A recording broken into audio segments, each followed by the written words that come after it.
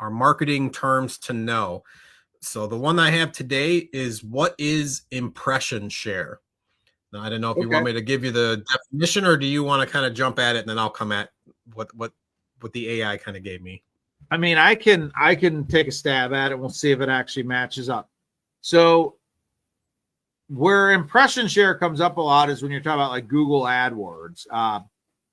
So Google, say for a certain search term, we work with a lot of people that are the window tinting industry. So say window tinting, just generally that term. What Google is going to tell you is what the total possible impressions were for that term. How many people searched in the area you're marketing in? How many people searched for window tinting? Let's just use round numbers to make this easy for me on the math side.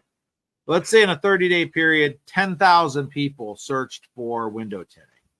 So that's the total potential impressions, 10,000, because there's only 10,000 people that search for that term. So that's the max. That's the possible. And let's say that of that, based on how much money you're spending, what type of ads you had, what other people are spending, a variety of different things, that you had a 3,500 and you made 3,500 impressions out of 10,000. That would mean your impression share was 35%. Out of the possible impressions, you out of 10,000 possible impressions, you showed up 3,500 times. So your impression share is 35% of the total. Obviously, the higher your impression share, the better it is. That means, but you might get to a situation where, and this is really going off on a tangent, but there's a law in economics called the law of diminishing returns, to where you could spend a certain amount of money to get to a certain impression share, but then have to spend 3 times. Let's say, to just make this, let's say it costs you $1,000 to get to a 60% impression share. It may cost you $2,000 additional to get to an 80% impression share. So you get to a point where it doesn't become cost effective to try to keep driving your impression share higher, because you may be going up against elements of somebody else that's spending money that's going to really prohibit that, to where you may have to spend a lot more money so the early impression share might be easier to come by than the later impression share or the higher impression share. But that's my definition. Hopefully that aligned with AI.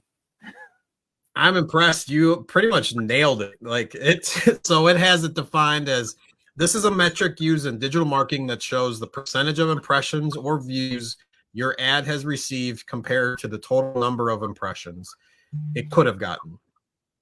It's a good way to understand how much more you could potentially increase your advertising reach. So I think you kind of broke it down exactly the way that this defined it, which to me makes a lot of sense. And obviously it goes, like you said, with Google AdWords, to try to figure out how do you pick the right terms and the keywords and the negative keywords to make sure that you do kind of get into that range where people are finding you specifically within the reach of everybody kind of searching for a particular topic.